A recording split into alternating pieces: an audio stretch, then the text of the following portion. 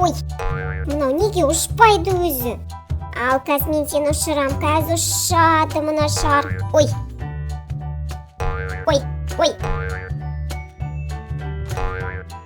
Не деген ұшпайтын шар өзі мынау. Зерек, сен не істеп жатсың? Сәлем, Айка. Мен мына шарды аспанға ұшыра алмай жатырмын. Хе-хе, Зерек, сенің мына шарың ұшу үшін оны арнайы газбен үрлеу керек. Газ? Қандай газ? Сен көріп жүрген алуан түрлі ауа шарларын арнайы гелий деген газбен үрлейді. Бұл газ біз демалатын ауадан жеңіл, сол себептен ол оңай аспанға ұшады.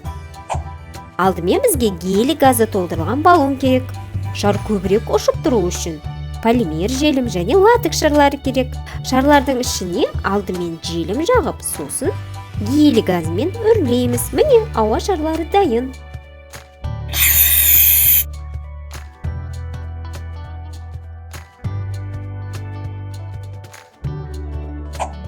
Түсінікті. Ал гелий болмаса басқа жолмен үрлеуге бола ма? Зерек, екеуміз бір эксперимент жасап көрейік. Қалай қарайсың? Айка, алақай, мен эксперимент жасағанды өте қатты ұнатамын.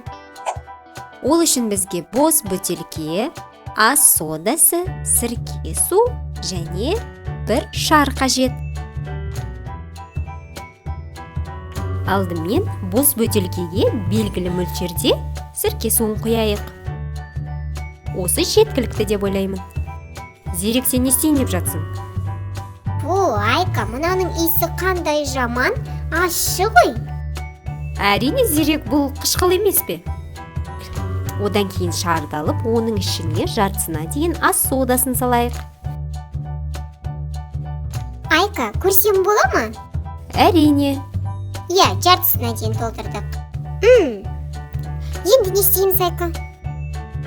Ал енді осы шарымызды сірке суы бар бөтелкеміздің басына кигіземіз.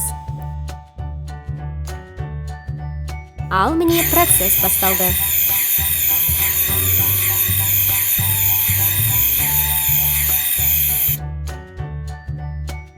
Айка, қарашы, шар үрленіп жатыр. Қазір, Айка, сен маған оны алып бересің, мен оны аспанға ұшырам, Асықпа, Зерек. Түбінде қалған соданы бөтелкеге толығымен төгеміз. Болды деп ойлаймын. Айка, болды. Тезірек мен шарды көргімге, ұшырғым деп жатыр. Ал енді ақырын босатамыз және байлаймыз.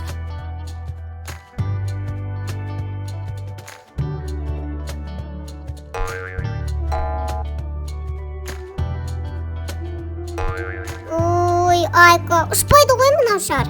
Демек, бұл әдіс арқылы тек шарды үрлеуге болады екен, бірақ аспанға ұшырамайды екенбіз. Көңілің түсіп кетті ме?